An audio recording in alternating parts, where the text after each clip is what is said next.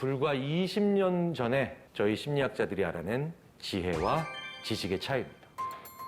지식은요, 어떤 문제를 해결하는데 새로 배워서 해결하는 거예요. 지혜는 그 문제를 해결하는 결정적 단서가 이미 내 머릿속에 있는데 그게 다른 영역에 있는 거죠. 다른 영역에 있는 걸 가져와서 그걸 해결하는 거예요. 그걸 70%는 못하더라는 거죠. 세계 최고의 명문대학교 학생들. 왜? 나는 지금 의료 영역의 문제를 해결하고 있죠. 그런데 나는 불과 15분 전에 군대 영역에서 그 힌트를 들은 겁니다. 우리 인간이요, 20세 혹은 25세 이 정도를 넘어가기 시작하면 인생에서 만나는 굉장히 많은 문제에 대한 답을 이미 알고 있습니다. 그걸 다른 영역에 있기 때문에 못 가져다 씁니다. 이걸 가져다 쓰면 생각의 슈퍼맨이 되겠죠. 엄청난 일들이 우리 안에 벌어집니다. 그게 바로 메타인지의 비밀인 거죠. 그렇다면 이 메타인지를 통해서 우리가 얼마나 지혜로워질 수 있고 얼마나 뛰어나질 수 있는가에 대한 얘기를 하겠습니다. 한 6년 전쯤에요, EBS에서 제작한 0.1%의 비밀이라고 보통 불리는 프로그램이었습니다. 이 0.1%가 누구를 얘기하는 거냐면 2010년도 전국 고등학교 60만 명 넘는 학생들 중에 전국 700등 안에 들어가는 거예요. 엄청난 아이들이죠. 저도 한 번도 안 해봐서 몰라요. 전국에요, 4년제 대학 입시와 관련이 있는 고등학교가 2,000개가 넘어요. 그러니까 얘네들은 전교 1등은 당연한 거죠. 근처 고등학교 2개, 3개 더 합쳐서 1등하는 애들이에요. 이 엄청난 아이들이 평범한 아이들과 뭐가 다른가를 보여준다는 프로그램인데 그때 당시에 이걸 안 보고 버틸 부모님이 어디 계셨겠어요. 이걸 안 볼 선생님이 어디 계셨겠어요. 이게 히트를 안 할래야 안 할 수가 없었던 거죠.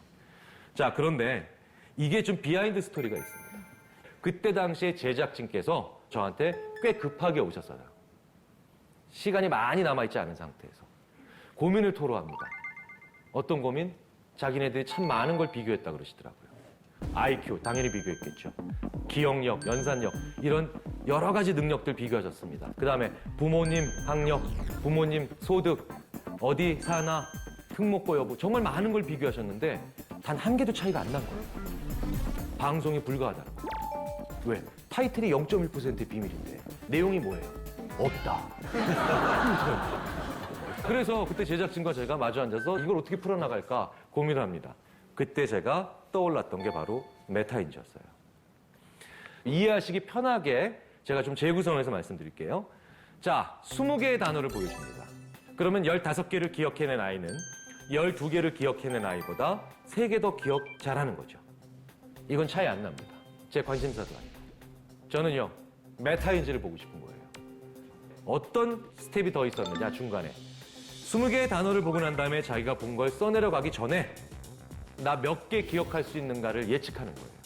아직 안 써본 상태에서. 이게 뭐예요? 내 기억을 보는 눈이죠. 메타인지.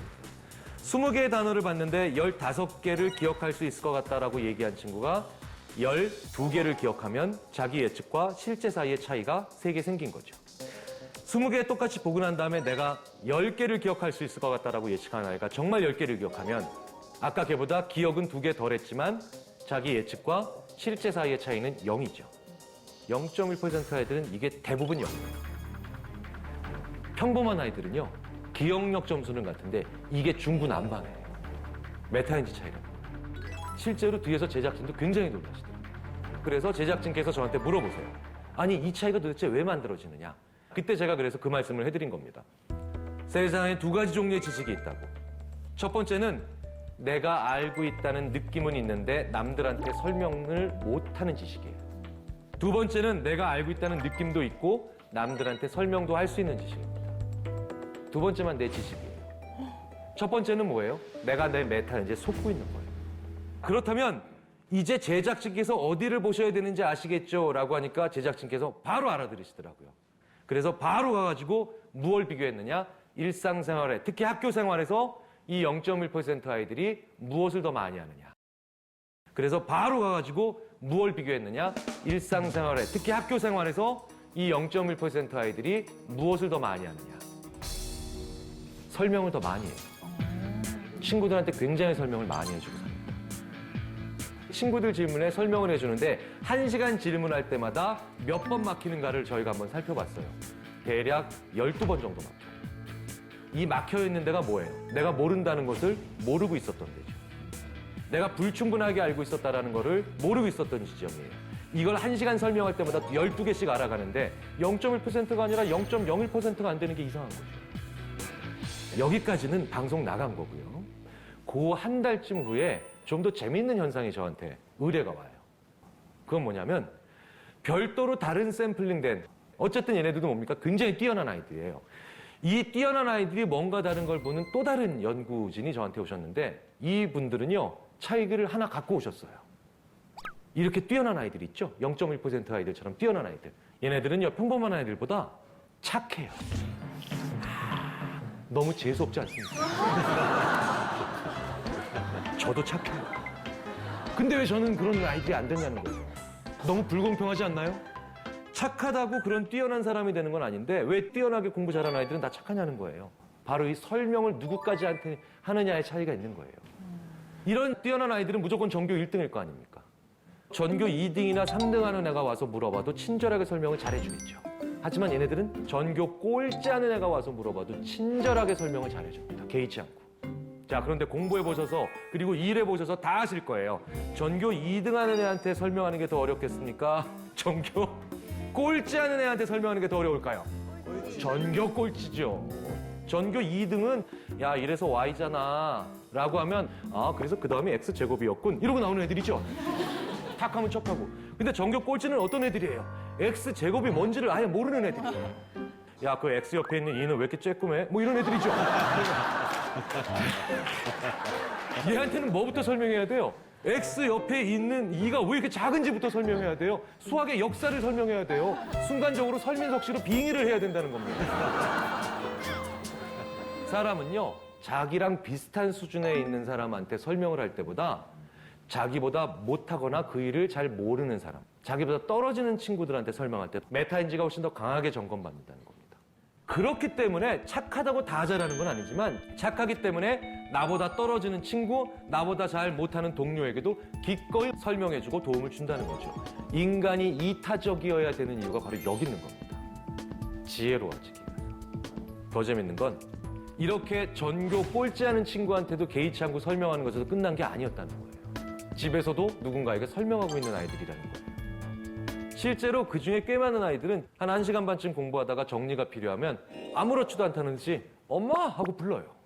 그럼 엄마는 밖에서 막 TV 보고 계시다가 알았어! 하더니 들어와요. 들어와서 자기 자리 찾아 앉아요. 앉으란 얘기도 안 해요. 그럼 얘는 1시간 반 동안 자기가 공부한 거 엄마한테 설명해요. 이게 과연 단순히 전교 1등 하는 애들의 이야기냐? 그게 아니라는 거예요. 실리콘밸리, IT의 총본산이죠. 뉴욕의 월가, 금융의 총본산 중에 하나죠. 독일의 막스 플랑크. 자연과학 하는 분들의 엄청난 사람들 많죠. 거기가 어디든 그게 기업이든 연구소든 아니면 금융가든 그 분야에서 뛰어난 사람들, 그 분야에서 대단하다고 하는 얘기를 듣는 사람들의 공통점과 이 사람들이 평범한 사람들과의 보이는 차이점을 알아보기 위해서 저희 인지심리학자들도 많이 노력했는데 마찬가지입니다. 개별적인 IQ 같은 능력이나 남자냐, 여자냐, 부모님이 더 많이 배웠냐, 못 배웠느냐, 소득이 얼마냐 이런 개별적인 능력과 인구 통계학적 변인에서는 차이 안 납니다. 그런데 내 일과 무관한 사람한테까지도 설명을 하는 습관은 다 가지고 있다고 보셔도 됩니다. 저는 실리콘밸리에서요, 심지어 이런 임원도 본 적이 있어요. 사업 아이템을 딱 만들고 난 다음에 첫 프레젠테이션을 자기 방 청소하는 분을 앉혀놓고 하는 임원 본 적도 있습니다. 근데 내가 이 사람도 알아듣게 만들 수 있어요. 이건 뭐예요? 내가 이걸 완전히 알고 있다는 거예요. 그럼 바로 하면 돼요. 얘네들이 무언가 스타트업과 관련된 액션들이 빠른 이유가 바로 여기 있는 거예요. 내 일과 무관한 사람한테도 설명을 즐기는. 실리콘밸리에 관련된 다큐멘터리들 중에 살짝만 담아서 그냥 훅 하고 지나가는 장면들 중에 이거 꽤 많이 떠오르실 거예요. 탑 프로그래머나 탑 엔지니어가 아무 상관도 없는 근처의 고등학교, 심지어 초등학교까지 가서 자기가 만들고 있는 거, 자기가 하는 일, 재능 기부 차원에서 얘기해 주는 그런 장면들 많이 보셨죠? 이게 근본적으로 아이들을 위한 행동이 아니에요. 그 사람들한테 엄청나게, 인간에게 엄청나게 중요하다는 거예요. 실제로 어떤 과정을 거쳐서 나보다 못한 사람에게 설명을 할 때 그 일이 일어나는가를 먼저 말씀을 드리겠습니다. 이겁니다. 우리가 가끔 이런 얘기하죠. 어린아이들도 알아들을 수 있게 쉽게 얘기해라. 내일을 잘 모르는 사람한테도 설명을 하라는 얘기죠. 실제 직접적인 예를 하나 알려드릴게요. 그런 말을 하게 되면 얼마나 큰 변화가 일어나는지. 세계 최초의 디지털 카메라라는 게 있습니다. 이걸 만든 사람이 누구냐면요. 스티븐 사손이라고 하는 사람이에요. 왜 오바마 대통령 옆에 서 있냐면요. 미국 프레지던트 메달을 받습니다. 혹시 여기 35세가 넘으신 분들 한번 손들어 주십시오. 네, 꽤 계시네요. 1990년대에 카메라에 뭐 넣으셨나요? 필름 넣으셨죠. 옛날에 24번 찍을 수 있는, 이제 우리가 속칭 24방 필름. 24방짜리 필름이 3,000원 안팎이었어요. 그리고 36방 필름. 이게 4,000원에 육박했었죠. 20년 전에 우리는요, 사진 한 번 찍는데 150원씩 냈어요. 더 가슴 아픈 건 보는데도 150원을 냈어요. 그러니까 우리는 사진 한 번 찍고 보는데 300원씩 낸 거예요. 지금 물가로 감안하자면 한 700원 정도 내는 거예요. 그래서 35세가 넘으신 분들은 지금도요, 디지털 카메라를 아꼈습니다. 사진 찍을 때 어떻게 하세요? 하나, 둘, 셋 하시죠. 예. 요즘 아이들 안 그래요. 요즘 아이들은 지가 움직이면서 이렇게 누르고 있어요. 그래서 아예 카메라에 대한 기본 개념이 다르죠. 자, 그런데요. 저 디지털 카메라가 스티븐 사손의 손에 의해서 창조되는 그 순간이 엄청나게 전문적인 용어가 난무하는 상황이 아니었다는 거예요. 필름을 어린아이도 알아들을 수 있는 말로 한번 바꾸는 순간에 디지털 카메라를 만들어낼 아이디어가 나왔다는 겁니다. 필름을요, 전문가스럽게 규정하면 이런 얘기가 됩니다. 빛에 노출되면 이미지를 형성하기 위해서 화학 반응하는 물질이다. 이렇게 되는 거죠. 이런 얘기를 어린아이한테 해주면 어떻게 될까요? 아저씨랑 안 놀아요. 그러겠죠. 네.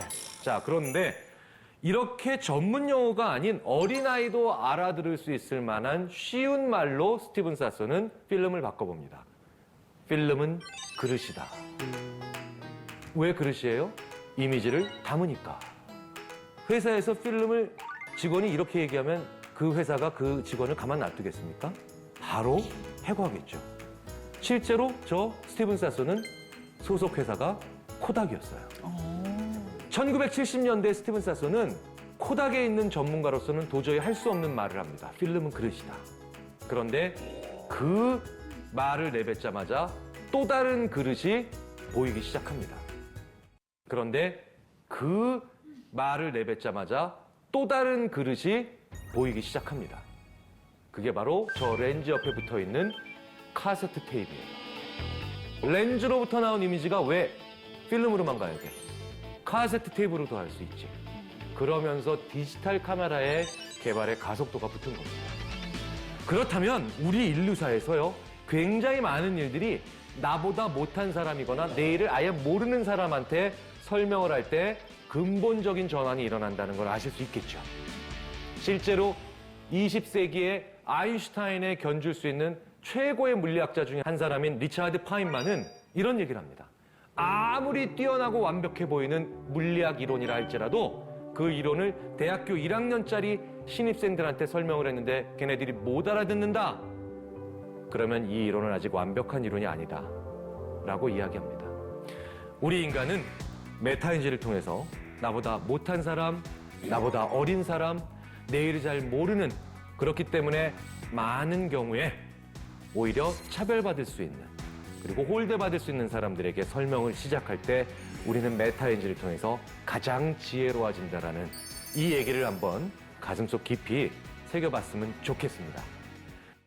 싫은 사람이 있어요. 네네. 가장 쉽게 복수할 수 있는